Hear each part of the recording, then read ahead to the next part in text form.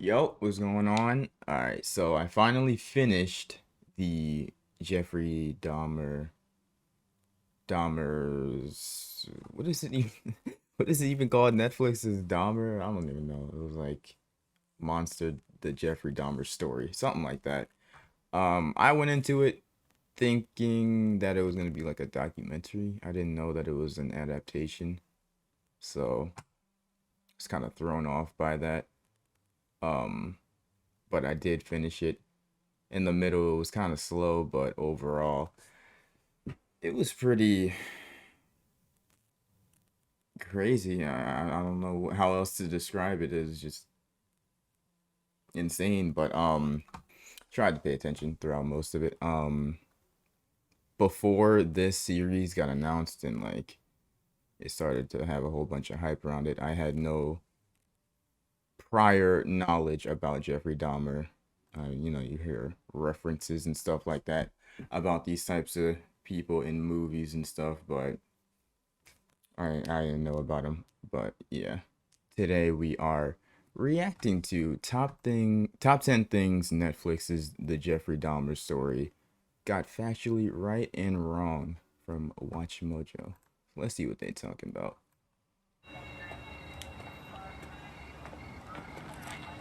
What's going on? That Welcome first to Watch episode was Mojo. like, And today we're counting down our picks for the top 10 things Dahmer, I genuinely Monster, thought that the this dude Jeffrey was gonna Dahmer die. story I was got like, yo, factually what the right and hell? wrong. What I did, I should be dead. For this list, we're looking at what was fact and what was fiction in Ryan Murphy's Netflix series about the infamous serial killer. Are you watching Dahmer? Let us know in the comments below. Number 10. How Jeffrey Dahmer was caught. Right. Netflix's limited series about Jeffrey Dahmer begins with the night a would-be victim survived an encounter with the killer. Somebody call the police! Help me! On July 22nd, 1991, Tracy Edwards spent hours in Dahmer's apartment in fear, waiting for an opportunity to make his escape. And though the way in which he escaped is depicted differently in the series, Edwards did hit Dahmer and ran out of the apartment. I hit him and I ran towards the door, and he was right there, tried to grab me, get me back in there. Two police officers went to Dahmer's residence to obtain the key to unlock the handcuffs still on one of Edwards' wrists. Once they found explicit photos documenting some of the murders, Dahmer was apprehended, putting an end to his reign of terror. The officers were stopped by an individual who claimed he was in the apartment and became engaged in a dispute with the owner of the apartment and left the apartment and called the officers. Number 9. One thing I will say, this dude, I forget his name, the actor, but he did a really good job at making scenes uncomfortable and acting. Like, he just did a good job acting. The one of the reasons why I was expecting more of a documentary, yeah, instead of like a adaptation. It's like certain scenes, you know how like they just throw random shit in there that you like would see and just be like, why? What was the purpose? You know what I'm saying? Like, you know that this didn't, you don't know if this happened or not, but they threw it in there just to make the viewer a little bit more uncomfortable. There was a scene where this nigga was just, he was getting drunk. He just started dancing for no reason, and then nigga went into his room, fucking dropped his pants, and just started smacking his own ass in the mirror. And I'm sitting here like, yeah, is that what he told you? Is that what y'all got from this? Like, I know damn well this nigga ain't just fucking go into the police interrogation and tell them that he did this. I don't know why the scene is here, but certain shit like that, I'm like, bro, come contacts. on. Right. One of the lesser The known fuck facts y'all about niggas got Dahmer going was on? his strange habit of wearing yellow contact lenses. You see my contacts? This is a fact. They're just like the Wearing these Emperor's. contacts.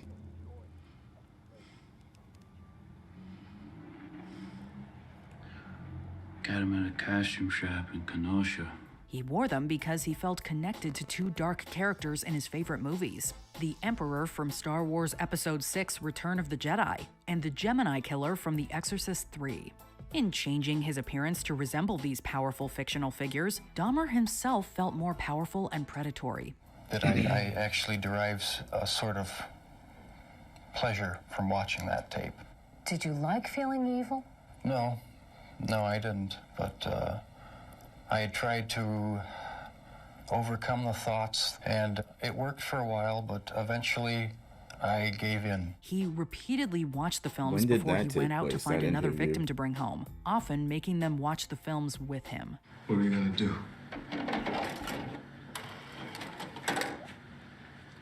Told you. We're gonna hang out. Gonna watch a movie. Gonna take some pictures. And then I'll pay you. Tracy Edwards also testified that while playing The Exorcist 3, Dahmer was chanting and rocking back and forth. It was like a slow slur, like, some of that nature, some close like that, I'm not sure. Did it keep on for a period of time? Off and on throughout the ordeal. Number 8. How Ronald Flowers survived. Wrong. Wrong. So did he survive a different way, or he didn't survive? How was it wrong? Another survivor of Dahmer was Ron Flowers, who met him when his car broke down and Dahmer offered to help. He took him to his grandmother's West Allis residence and drugged his coffee. But Dahmer is interrupted when his grandmother sees that something is wrong with the young man. You should take that young man to a hospital. What? He's just a little wasted, Grandma. I will not have some stranger dying in my house. He'll be fine. Just let him sleep it off. Jeez. No. Something is not right here. She is adamant good about actress staying as with the well. unconscious guest, making sure he gets on a bus the next morning. But her actual involvement in saving Flowers from her grandson has never been reported. Like in the series, Flowers woke up in County General Hospital. Where am I? You OD'd. You're lucky to be alive. But what isn't mentioned is that he was also covered in abrasions and believed he might have been assaulted. He later testified that he didn't know how he got there, though the series provides a fictional scenario. A guy I met last night, he was weird. He must have slipped something in my drink. Dude tried to kill me. Number 7. So he Dahmer didn't posed in actually yearbook know how he photos. got there. Right. How did he get in there? I don't know. Dan, how did you not catch this? I'm sorry, I didn't see him in the photo. That's your goddamn job, Dan. The Netflix series mainly follows Jeffrey Dahmer as an adult. But a flashback to him in high school shows him sneaking into a yearbook picture for the Honor Society, despite not being a member. Yes, he actually did this, and his face was subsequently blacked out of the photo. My Friend Dahmer, both the graphic novel and its film adaptation, go further into the prank and the other club photos he infiltrated. Excuse me, what do you... Oh, no. What do you... Oh, this is a It's different not really film. necessary. Former classmates have described how his bizarre behavior in school quickly went from entertaining to concerning, given his heavy drinking. And I remember sitting next to him in a first period, I believe, history class, and he had a styrofoam cup of scotch, I believe it was scotch. I remember saying, "Jeff, what is that?" And he threw his head back and he shook it and he said, "It's my medicine." Number 6. Dahmer killed Dean Vaughn. What the Wrong. fuck? In episode 7, Glenda Cleveland meets Dean Vaughn, a new resident of the Oxford Apartments. Sorry I snapped on you. You gotta be careful in this neighborhood. Well, I'm a good guy. Scout's honor. She sees him talking to Dahmer in the hall and is visibly concerned. The series doesn't follow through with his story, but it does point viewers in a certain direction. However, Vaughn was really a tenant in the building. He was found strangled in his upstairs apartment in early May 1991. Dahmer was questioned about the suspicious death before he was arrested, and again when he was eventually caught. Both times he denied knowing him, and no evidence was ever found connecting him to the crime. As of 2022, the murder of Dean Vaughn is still unsolved. And what about Dean Vaughn? Nigga, what You was the talking to fuck? him in the hallway, then I never saw him after that. The tension in this scene was crazy. I was like, yo, you know damn well that Number is 5. there is people in that damn sandwich. But another thing that was like low-key creepy. In the middle of one of the episodes, I was looking up this nigga's name. Literally all I pressed was Jay. And fucking what's his name? John Gracie. The Pogo Clown dude came up first, and I accidentally clicked his name. And bro, I ain't never heard of this nigga either. I'm reading all the shit that he did, scrolling. I'm like, bro, what the fuck is, like, what is this? Like, why is this shit trending? And then I play the episode, and later in the exact same episode, they walk into this house, and you just see the clown poster on the wall, and I'm like, hold up, bro, what the fuck? And then it ends up being the him. Same day as John Wayne Gacy's execution. Yeah, this shit. Right. I was like, yo. So you've never done construction work before? How the hell I get backstory Well, like on I this said, when I stuff didn't around even the need house, to do helping that, them out, bro? That you know? shit, I was The like, nah, beginning I ain't of the fucking with this final energy. episode doesn't open on Jeffrey Dahmer, but rather another infamous serial killer, John Wayne Gacy, aka the Killer Clown. In the 1970s, Gacy took the lives of more than 33 young men in Illinois until he was arrested in December 1978. Gacy was the epitome of evil. And he was the epitome of being a great guy, which gave him the ability to be the most evil guy in the world. For 14 years, the convicted murderer was on death row at Illinois' Menard Correctional Center, and on May 10, 1994, Gacy was executed by lethal injection.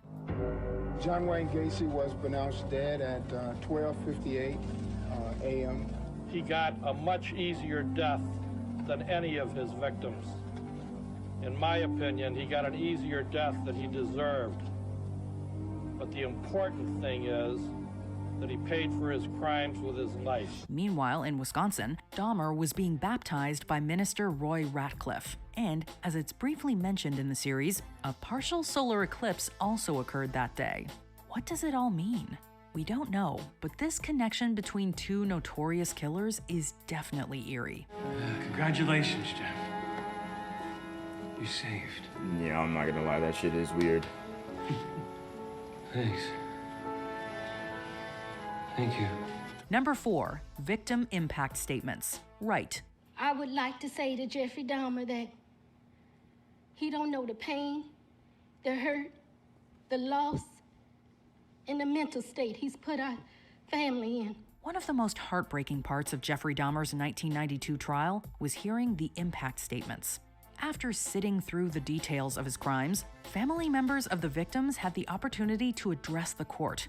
One of the more harrowing statements came from Rita Isbell, the sister of Errol Lindsay.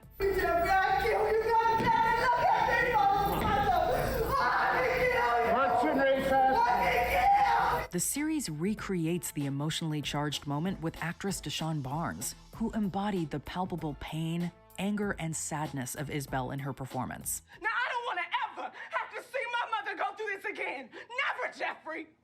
Jeffrey, I hate you! And Dahmer's own statement took a lot from the real-life one. That I did what I did, not for reasons of hate. I hated no one. Number 3, Glenda Cleveland lived at the Oxford Apartments. Wrong. In the series, actress Niecy Nash plays the role of Glenda Cleveland, a woman who is often overlooked in the Jeffrey Dahmer case. This is a big part of the damn show. She interacts with him, mostly to complain about the smell and noise coming from his apartment through her vent. I gotta say, that smell is worse than ever. Is it? The real Cleveland actually lived in the building next to the Oxford Apartments. The character is likely a composite of Cleveland and Pamela Bass, the woman who lived across the hall from Dahmer, who possibly unknowingly consumed human meat given to her by her neighbor. However, Glenda Cleveland did continuously call Milwaukee police after her daughter Sandra Smith and niece Nicole Childress told her about a boy they tried to help. Number 2, Milwaukee police officers returned a victim back to Dahmer. What the fuck?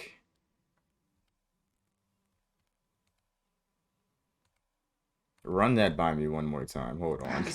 What the That smell fuck? is worse than ever. Is it? The real Cleveland actually lived in the building next to the Oxford Apartments. The character is likely a composite of Cleveland and Pamela Bass, the woman who lived across the hall from Dahmer, who possibly unknowingly consumed human meat given to her by her neighbor. However, Glenda Cleveland did continuously call Milwaukee police after her daughter Sandra Smith and niece Nicole Childress told her about a boy they tried to help. Number 2. Milwaukee police officers returned a victim back to Dahmer's apartment. Right. What the hell? Hey kid, what are you doing? In late May 1991, some young women, including Smith and Childress, found Konarak's synthesom phone stumbling in the streets, not in the Oxford apartment's hallway as shown in the series. They called the police to help the very young-looking boy. He was holding on to me with a really, really strong grip, and he was trembling, he was shaking. So I just stayed with him, and I was like, I'm gonna get you some help. But when Dahmer came back to his apartment, he convinced officers Joseph Gabrish and John Balserzak that synthesom phone was of age and his boyfriend. In the series, Cleveland is at the scene confronting police, trying to tell them that he was a minor. Wait. How the you fuck just gonna let him take do this you baby back convince inside? y'all? He's telling me this is where they live. We're gonna take him back inside. Y'all don't at least want to find out how old this boy is first? Ma'am, he says it's his boyfriend. We'll handle it from here. I'm really sorry about this, everybody. Despite protests from the women, the officers escorted Dahmer and his incoherent boyfriend back to his apartment. When the police left, Dahmer killed him. Tragically, this poorly handled ordeal actually happened. After Dahmer's arrest, Gabrish and Balserzak were suspended, but later reinstated. Before we continue, be sure to subscribe to our channel and ring the bell to get notified about our latest videos. You have the option to be notified for occasional videos or all of them. If you're on your phone, make sure you go into your settings and switch on notifications. Number 1. Dahmer always wore his glasses at trial. Wrong. Mr. Dahmer. Why the Before fuck I is that impose number sentence, 1? I understand Who you gives have a fuck if this nigga statement wore you'd his like to glasses or read. not? Yes, Your Honor. Towards the end of the series, Jeffrey Dahmer goes on trial for the murders.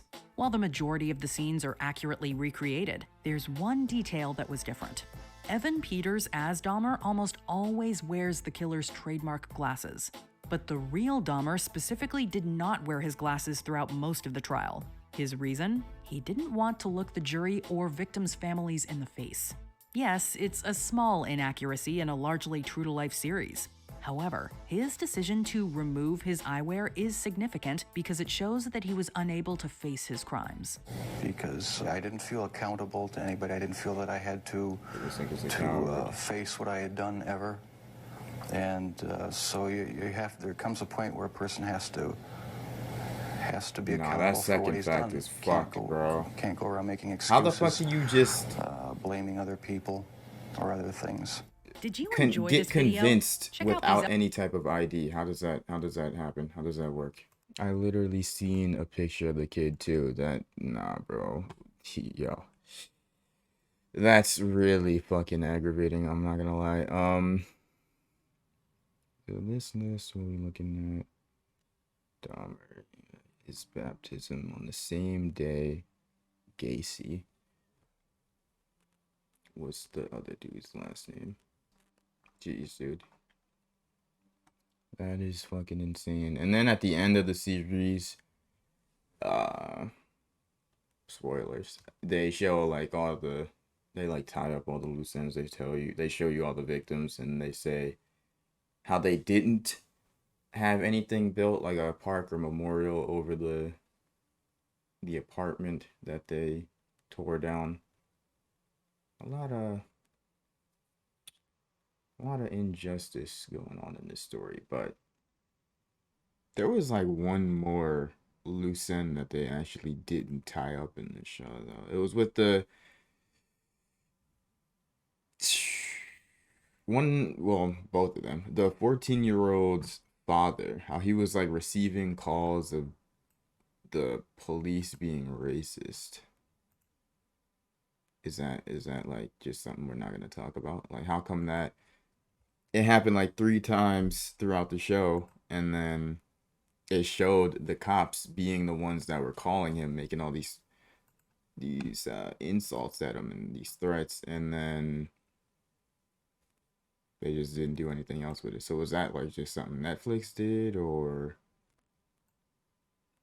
did they know? Did they end up confessing to doing that? I mean, either way, I doubt that they got any type of punishment for it, but that was weird how they didn't